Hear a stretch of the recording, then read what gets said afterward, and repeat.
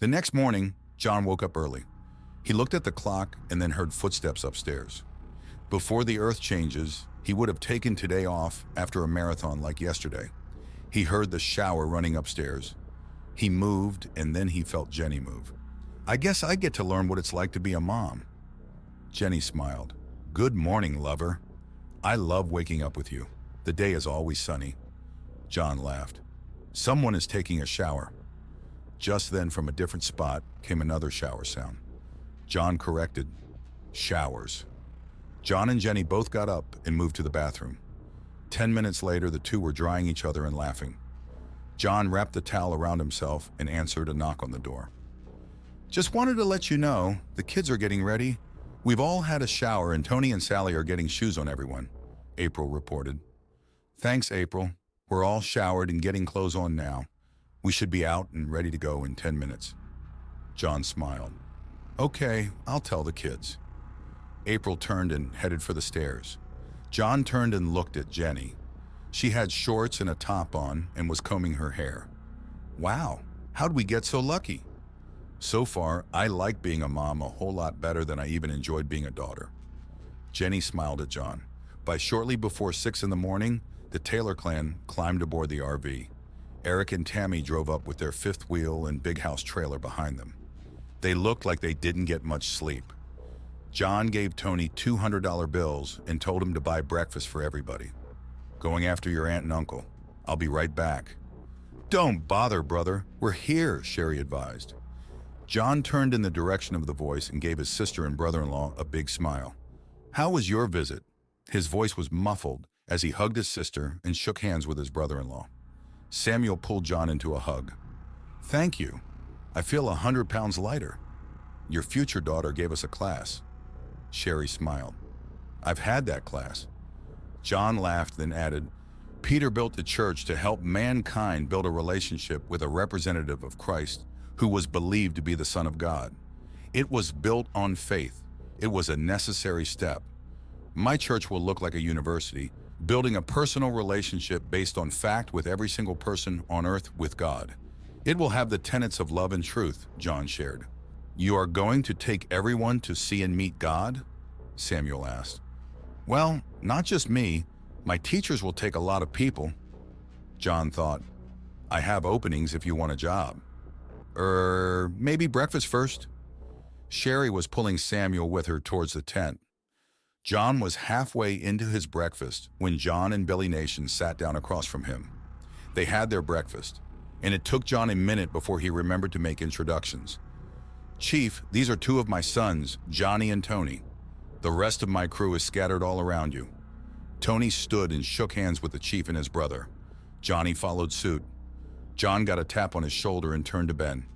"Gentlemen, this is my third son, Ben." John got another tap and turned and picked up Willie. "This is my fourth son, Willie, and in just a few more months, I will be introducing my fifth son, Robert Taylor, to this world." "Many fine boys," John Nation observed. Tony stood again. "Gentlemen, I need your help. My real parents are dead, and God has given me new parents and a new brother, and for that, I am most grateful." Tony put his hand on both John and Johnny's shoulders. "I want to correct the wrongs my dead parents committed. I want to return the property to their owners." "What do you need from us?" John Nation asked. "I need you to tell me who are the good people and who are not. Then we need to meet, maybe the 5 of us, and decide what we do with the ones that are not so good." Tony presented. "So, you are saying Billy and I will be deciding who gets their homes back?" John Nation said to clarify what he had been hearing. Chief John had seen many wrongs. The banks doing things which caused people to lose their homes that were just criminal. He had tried to stop many of the situations but was simply pushed aside, making him feel worthless. When he got smiles and nods to confirm, his question was easy. When and where? "The bank after school on Monday. We have hundreds of RVs and a bunch of trucks to empty today," Tony shared. "Monday we will both be there." John Nation looked to his brother, then turned back to the Taylors. "Big fish are being caught at Orondo. Lots of big fish." "How far?" Johnny asked. "How long?" "It's about 100 miles. They move up to 20 miles a day." Billy answered. "It's been 30 years since we had a fishable run of more than a few thousand." Across the street, several RVs were being started. "It must be 7 a.m. Our time to go." John stood and all moved into action. When they got to the bank, there were already a couple of hundred men and women waiting to start the process. The women looked through everything in the RV to make sure it had been emptied. When it checked out, the men climbed in and took it to the newly remodeled trailer park. It would be leveled, plugged in, water piped in, and sewage piped away. The XB had been left at the bank. The car trailer would be stored elsewhere. By the time they had the first one in place, the second one was waiting. By the end of the first hour, the trailer park team had 14 RVs hooked up. By the end of the second hour, they had 45 RVs in place. The third hour saw 92 RVs hooked up. All the gold and silver had been unloaded, and at that time, a selected group of men and women were sent to make sure everything worked as it should. They would follow along behind checking everything out. At the bank, the back vault was filling up with gold and silver. At 9 o'clock, a husky man showed up demanding to speak to Antonio, the bank manager. April brought him to meet Tony and John. "Hi, Perry," Tony said. "Oh, hi, Tony. Boy, am I glad to see you. I got almost 200 boxes for your dad's bank." "Are your mom or dad here?" Perry asked. "Dad and Mom went to LA and got killed when the San Andreas fault opened up. The company sent John Taylor here from Seattle to run the bank." Tony ad-libbed. "I'm sorry to hear that. That's too bad," Perry said, even though he thought Tony's dad was an ass. "Perry, do you know why somebody ordered all of the cash?" John asked. "This bank just reached regional status." Perry looked to John like he should know that. John turned to Tony. "I'm surprised your dad didn't mention it. He may have, but until just now, I didn't understand what regional status meant." Tony was enjoying this. "I have been in both regional and non-regional banks, but never one that received the change of status while I was there. It has caught me a little flat-footed." John, too, was having some fun. Perry was relaxing as the two carried on. Finally, he made up his mind. "Where do you want them?" "Along the back wall of the vault," John answered. "I'll get you some help." 4 men peeled off from the RVs and helped Perry unload his truck. 2 men moved the many stacks of boxes as the others worked in the vault, moving things around enough to hold the boxes in some order. When they were about halfway with the unloading, "Who are you guys and where did you come from?" Perry asked his helpers. The 2 men pulled out their Seattle police badges. "I've heard that Seattle is no longer there," Perry stated questioningly. "Not unless you're a fish," one man responded. "Or got a boat? Can you imagine swimming around on Queen Anne or Capitol Hill, looking into all of the windows? Or even swimming over and around the Space Needle?" The other officer added, "We got to the Cascade Crest and stopped. We looked back as the water came in and covered up everything behind us. It was one of the most unbelievable things to witness." "Wow, thank you guys." Perry offered. "We don't get all of the news out at Riverside." When Perry's truck was empty, he brought his clipboard into the bank and then into the vault as locked boxes were being opened to determine what was in them, being labeled and then stacked in organized rows. Perry had to be careful as 2 RVs were being emptied of 2 tons of silver. There was constant movement as caddies full of silver bars were making their way into the vault. "What are you going to do now, Perry?" Tony asked. When he found out this was the last load Perry would ever get. "I don't know. I guess I'll hang my shingle up and tell the world I'm an architect." "Did you say architect?" John was still nearby looking at the list of RVs to do. Perry looked to John. "You need an architect?" "Yes, let me show you." John went over to the table with the roughed-out plans for building a modular home and 400-unit apartment building. "You need this now." Perry looked at John and Tony. "Yes, we have 20,000 to 30,000 people looking for someplace to live. You want a job?" John asked. "I'll need to move from Riverside to here. Any place to live?" Perry asked. John looked at Tony and looked up. Tony nodded. "We have a 3-bedroom apartment upstairs you can live in."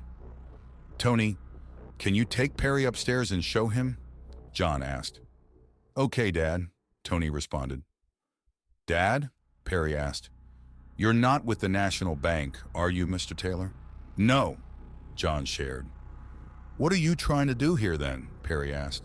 "We are building housing for all those people so they don't freeze to death this winter," John shared. "The gold and silver? Who owns that? Perry asked. My family. John reached out and hugged Tony. This young man and his brothers and sisters have joined my family. So, the money I delivered today? Perry asked. What about it? We will buy toilets, sinks, windows, showers, and high-efficiency stoves from Spokane with the greenbacks. When the cash becomes worthless, then we'll use gold and silver. How much gold and silver? Perry asked. John looked at Tony and nodded. We have 20 tons of gold and 50 tons of silver and a whole bunch of coins. Tony announced. I'm in, Perry announced. You have a ton of work here. Let me go home and load up my stuff and move here. See you in the morning? Perry shook hands with both Tony and John. They exchanged contact information and John handed Perry a 1-ounce gold coin. He called it a handshake bonus. Perry went home to retrieve his dog, cat, and girlfriend Molly and all his worldly possessions and came back the next morning. John and Tony looked out at the many men and women going through the RVs to be moved and getting them ready for easy removal of the silver or other things like coins. Margaret had set up a table near where the RVs were parked with her list of homes and keys.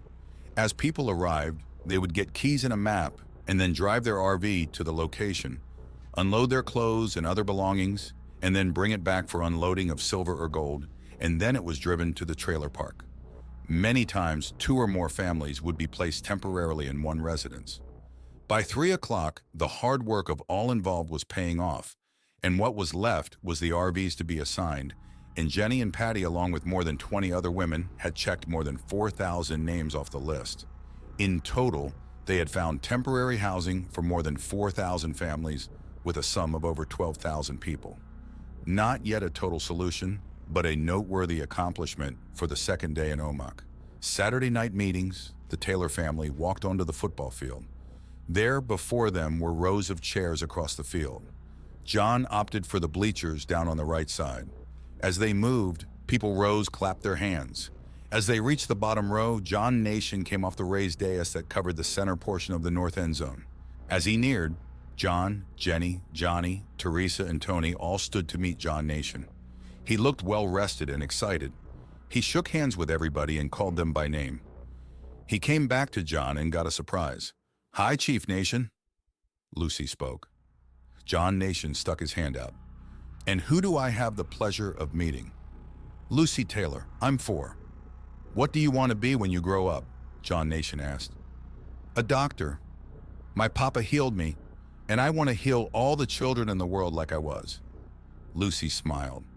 Lucy Taylor, your daddy and mommy and I will do everything we can to make that happen. John held out his palm, and Lucy met his palm with her own in a high-five smack. Thank you, Chief. Lucy became shy again. This world will be thanking you, honey. You and the other children are our greatest assets. The Chief looked to John Taylor.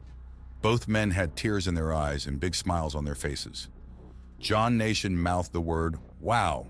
Chief John shook himself and continued. I think I've glimpsed your path, John Taylor. I am asking for the county council to appoint you as county executive until next fall when our normal election period ends, Chief John advised. Did you know I hate politics? John Taylor shared. I need you in this position. We still have way too much work to do before we button up for the winter.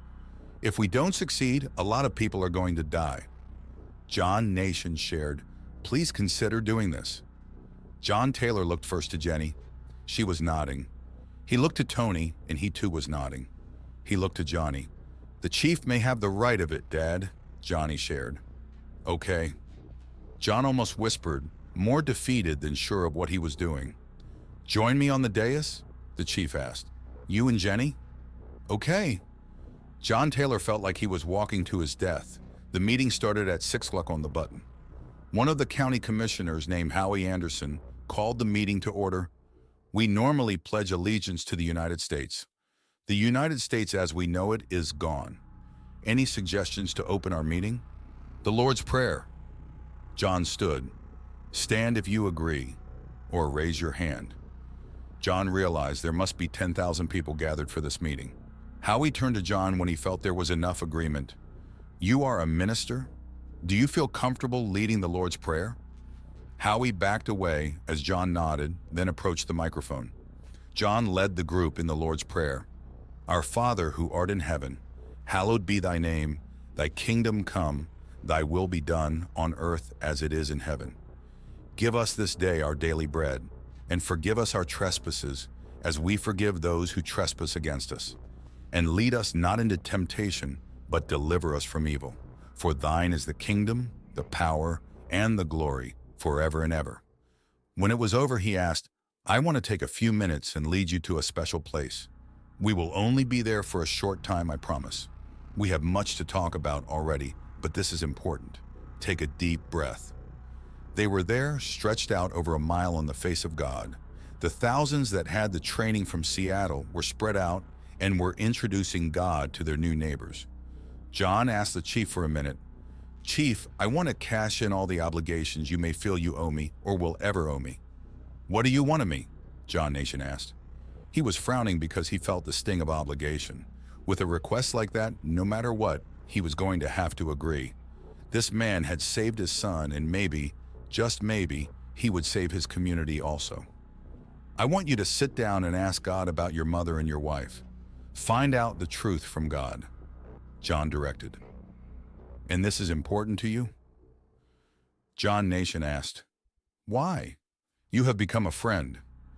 You also have a very large black spot on your aura that will turn into cancer soon. When the body is healed, the mind and spirit also many times need healing. John Taylor took the chief over to the Christports. Gaia was sitting in one, and she got up in motion for the chief to sit down. She would work with him. Gaia sat back down in his lap. She introduced herself and thanked the chief for carrying on the traditions of the people and doing such a good job in taking care of them. The chief was amazed. Here was God in an expression of Mother Earth. This completed his uncle's prediction. Will the fish run be successful? The chief asked. Yes, I have sent hundreds of thousands of big fish in your direction. You are welcome to them. They will be bigger than you expect. Once they spawn, many will return to the ocean and come back again and again. You will need to prepare your cannery to handle many millions of pounds of fish, Gaia advised. When the chief understood this information, then Gaia went in a different direction. You saw your mother with another man after you graduated from high school? Gaia asked. Yes, John Nation frowned. Ask God what that was about. Why? John Nation asked. That incident has formed the basis of how you look towards loving females in your life, Gaia answered. John mustered up his courage and asked the question and was blown away by what he was told. His mother was not having an affair. She was forced to have sex. His mother was being raped. John could have stopped it. There was a hatchet just outside the door that he used to cut wood for the stove. If he would have done that, then Blackie would not have died that day. He wouldn't have broken his collarbone. He asked about the man. When his dad came to retrieve him from the Mid-Valley Hospital in Omak, the man came back. John's mother had his dad's best hunting knife strapped to her upper leg. When the man pushed his way into the house and grabbed her shoulders, she stabbed him in his solar plexus. His eyes got big, and then she pushed with all her might, and he hit the floor hard. He reached for the knife with his right hand and died. She dragged him outside to the family cemetery, and when his dad had the time, he buried the man in a shallow, unmarked grave. John was still for a minute, shaking his head. Now ask about Margaret, Gaia directed. No, John Nation answered loudly. Listen, John, I am an expression of Mother Earth. Do not deny me. It would not be wise. Gaia did not like pulling rank, but this relationship had to be healed. Did Margaret have an affair? The chief asked, knowing the answer to be yes. No. Has Margaret ever had sex with another man? The chief asked. It was apparent his foundation had been shaken. No! Does Margaret still love me? You will have to ask Margaret. Gaia kissed the chief as she got off his lap. John was still crying and had his eyes covered when someone else sat down in his lap. You can ask Margaret yourself, John. The lady sitting in his lap suggested. I don't deserve to be loved. John said, I've been so very wrong. I agree, but I love you anyway, Margaret said. How am I going to tell Stephen? John Nation asked. Stephen came into view. Dad, I know. The medicine man told me 2 years ago.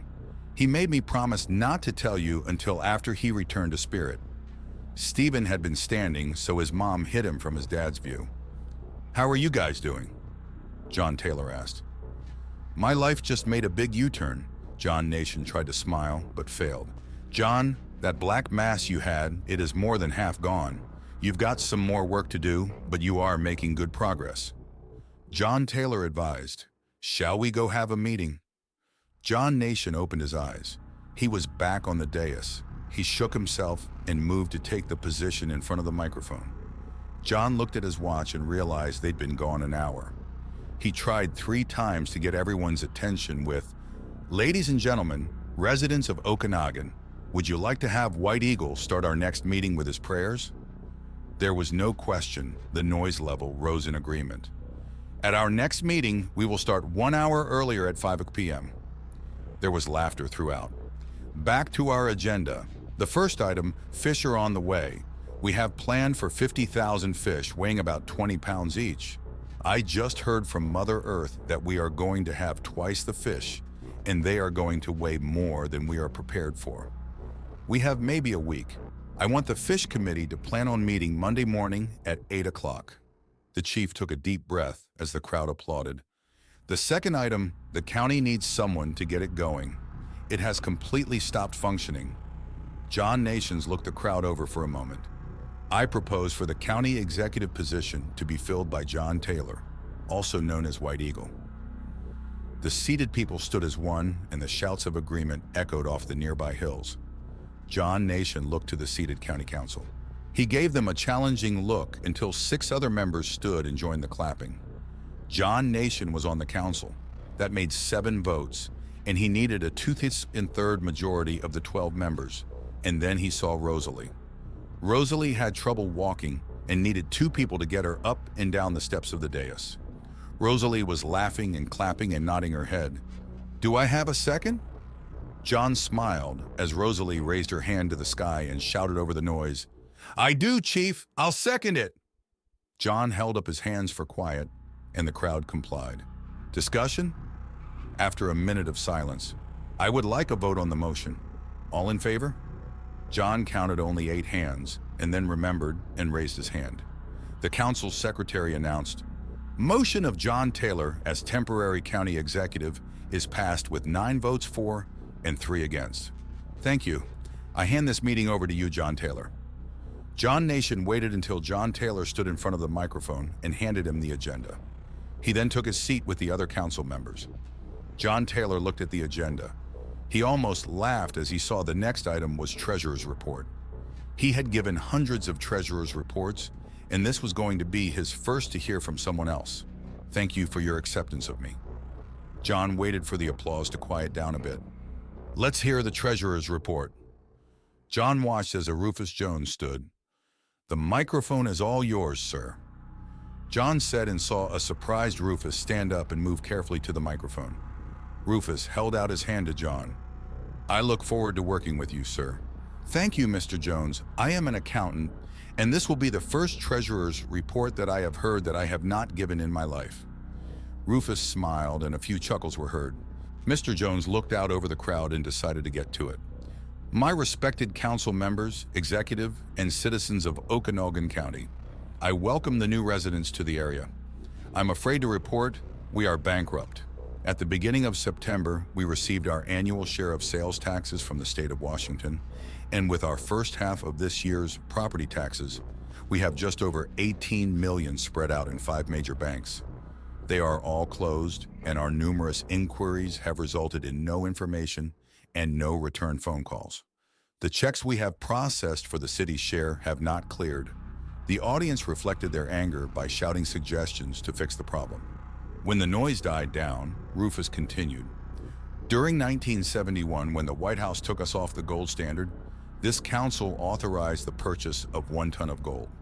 We purchased 24,000 gold coins. We also bought 1 million silver dollars.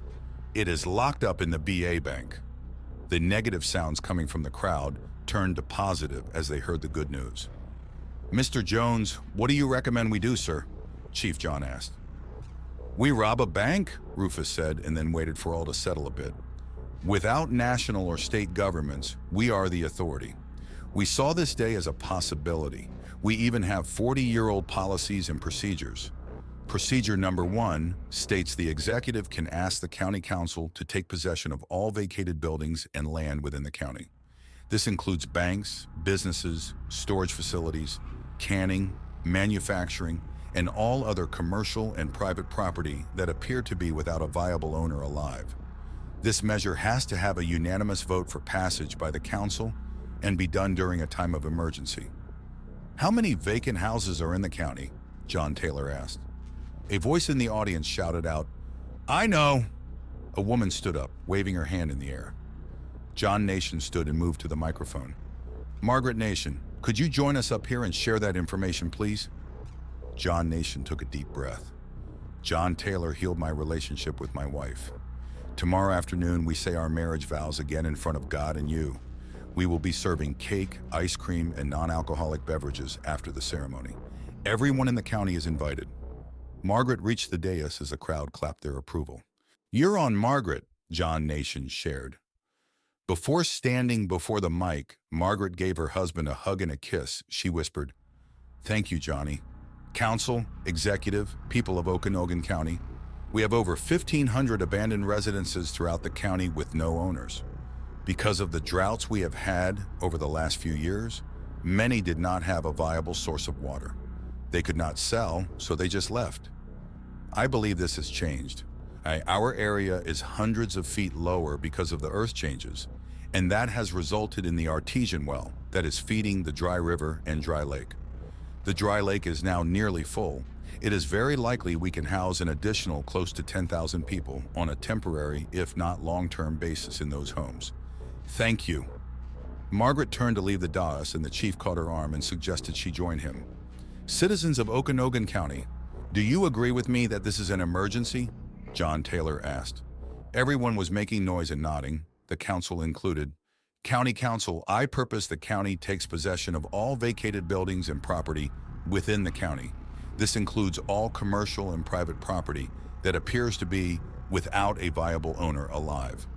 I add to this proposal that we list all properties in the local newspaper for 1 week, and if an owner does show up in the future, the owner will be paid the greater of either the assessed value and/or as much as a market value appraisal would support." There was silence for a minute. Many in the audience were still homeless. They were living in tents and vacation campers. "That seems fair and workable." John Nation said, "I would like to add one provision that we give ourselves the right to enter the BA Bank and see if we can retrieve our gold and silver as soon as possible. I amend my proposal to add John Nation's provision of retrieving our gold and silver ASAP," John Taylor added. John Nation looked to John Taylor. "What is the value of our gold and silver? All total, taking Spokane prices into account, over $400 million, John Taylor said. Everybody was stunned. The gold and silver had been kept on the disclosed county's balance sheets at cost. No one except for Rufus had any idea what those items meant. He now sat with a big smile on his face. "I second John Taylor's amended proposal with my provision attached," John Nation stated. The council secretary shared that a third was required on all proposals from the executive. "I third John Taylor's proposal with John Nation's attachment," Rosalie announced. "Discussion?" One of the members looked around. "We've got to do this, or we are going to be the cause of hundreds and maybe thousands of people freezing to death this winter." Another board member shared, "I'm sick and tired of seeing so many buildings closed. Let's fix this before we become a ghost town. Let's vote on it. This may be the most important vote we've ever had." It was truly a surprise, everyone agreed. The county voted to become legal bank robbers. Everyone felt like they had joined Robin Hood's gang of merry men. There were positive shouts of excitement, and the noise bounced off the hills. When things quieted, someone from the audience asked, "What about our mortgages?" "Those with NB Bank, the interest rates will be reduced to 4%. On all other loans, we don't know. I suggest you set that aside in case someone comes knocking on your door sometime in the future. If you have children, hope to be able to use it to send them to college." The audience clapped their approval. "Think about it. That would be a win-win for you and your family. It would protect you from something we just don't know the answer to. If that knock on the door never comes, then you will have a nest egg. The NB Bank is willing to give a 3% interest on savings accounts and reduce all mortgage loans to 4%. That reminds me, is there a Professor Thomas Rollins in the audience? John asked. When a figure that John recognized stood, "Professor, please come see me at the bank. I would like to talk to you about a community college." Professor Tom held his thumb high in the air and shouted, "Right on!"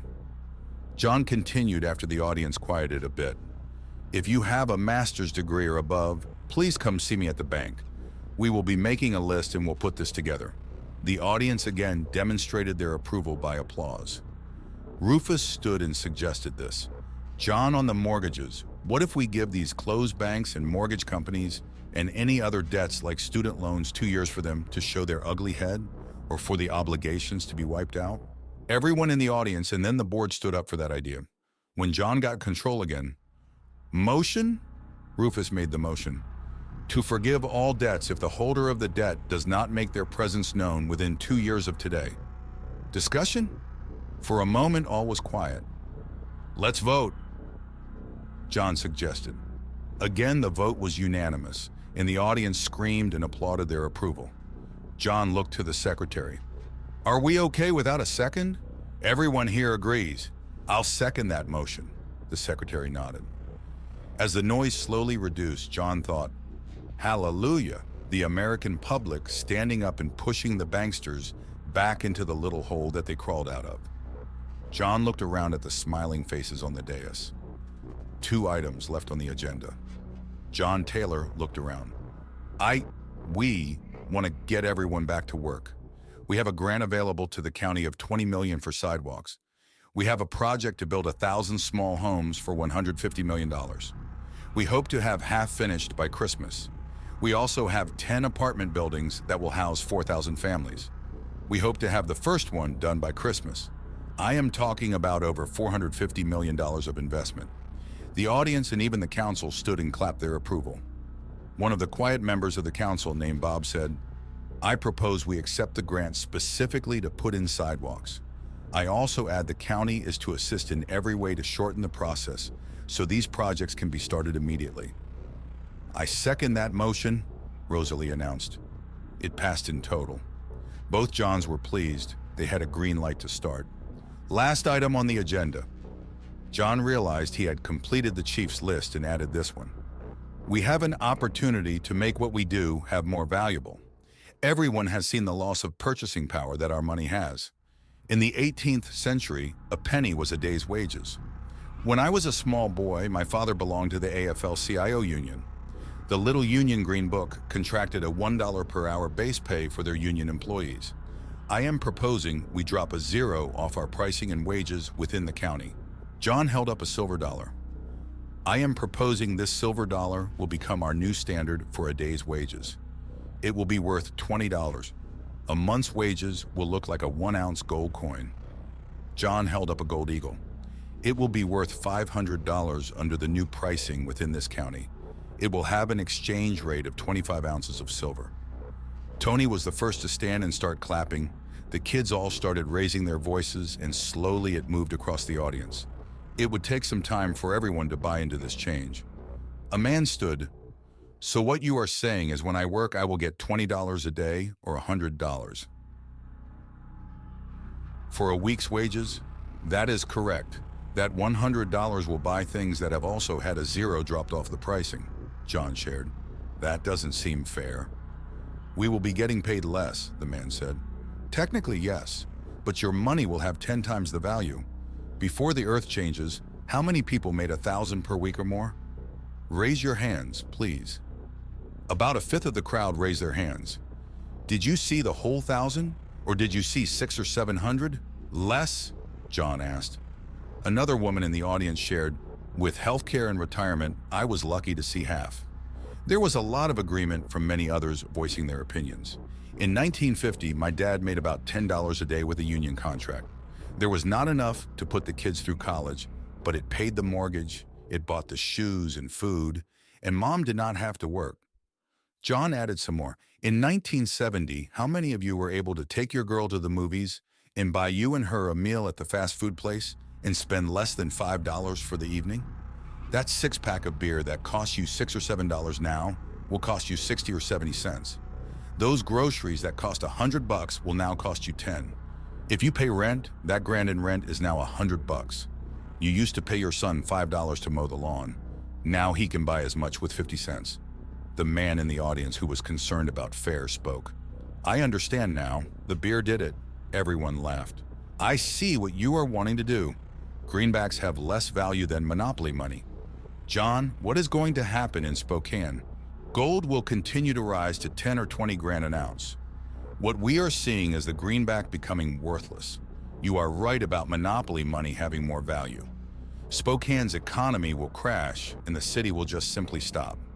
I get the sense it will happen this winter, if not sooner. People will die. John shared, people will take to the streets with guns. The man concerned about fare spoke again. John is right. The greenback is dead. There is no government backing it, and you can't trade it for gold or silver. What he is proposing makes sense. We can eat, and if we work hard, we will all have a roof to sleep under this winter. Maybe by this time next year, we will all have homes. Yes, yes, yes, yes, yes. The crowd took up the chant. Tony and the kids were all dancing. John laughed. Wait till Tony sees the truckloads full of regular dollars, halves, quarters, dimes, and pennies. It may have to go into the front room of the vault. What do you want from us, John? Rosalie asked. Jenny was kneeling behind her, working on healing her hips. I propose starting at midnight on Monday, we drop a zero from all pricing and wages. Within the county, the legal tender will be gold and silver and U.S. coins. Stores will need to be closed for a day to change their pricing, and the NB Bank will be open all day Monday, exchanging gold and silver for greenbacks. John spoke. I second the motion, Rosalie announced. I'll third the motion, John Nation announced. All in favor say aye, the secretary requested. Aye. Any opposed? The secretary asked. Everything was quiet.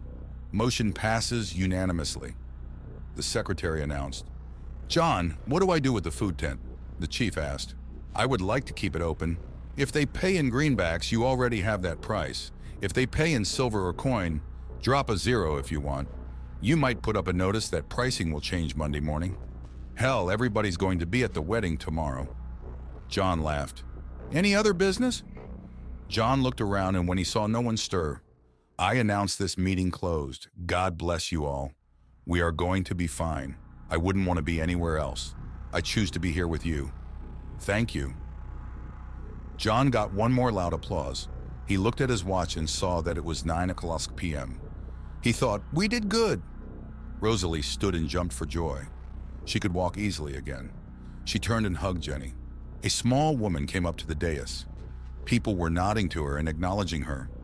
Billy Nation, Stephen and Willow were walking behind her. As she slowly climbed the steps to the dais, Billy and Stephen helping her, Margaret met her and gave her a hand up.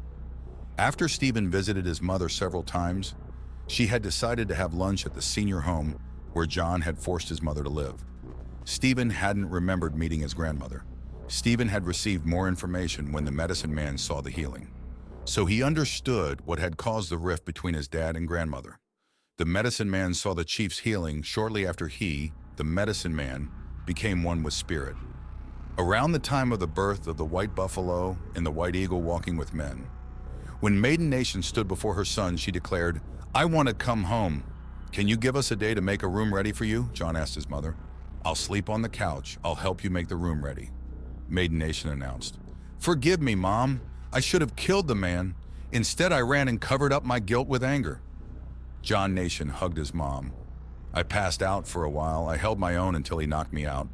When he came back, I satisfied my violation by killing him. Your dad and I wondered if you knew. We should have asked you. Maiden Nation shared, I'm sorry we didn't. Who was he, Mom? John Nation asked. Roger Tennis. For many generations, every tennis man has died in the violence, usually caused by their actions. His son, Scott Tennis, is either in jail or dead. Maiden shared. Willa knew Scott. She was trying to remember from when and where. She had a frown on her face until Tony showed up. She smiled at Tony, then turned shy. All the adults saw the interaction and tried to hide their approval. Tony was all thumbs and stuttered when he spoke. Stephen Nation and Ben Taylor gave each other high fives when they met. They were classmates and best buddies. Jenny was hugging her John as they watched the final healing of the Nation family take place. When they felt the raindrops, a loud cheer rose from all the people. Dancing among the natives soon spread to the newcomers. Soon everybody was drenched as the temperatures were still in the high 80s. John remembered going outside in Vietnam and taking a shower under the eaves of the hut he lived in. When Tony thought no one was looking, he reached out and took Willa's hand. "Hey, hi." Willa had rain running down her face. Her clothes were soaked. She thought she must look a mess as she smiled at Tony. She tightened her grip on Tony's hand to give him the understanding this was okay. "You're beautiful," Tony whispered. Willa's smile was easy to read. Tony had done well. John was laughing with Jenny. "Do you think this may have solved the deer and elk's need for water? Call the rangers, ask them. Invite them to the weddings," Jenny responded. "Chief, how do I get a truckload of hay and oats up to the ranger station? The animals are hungry and may need water." John Taylor asked,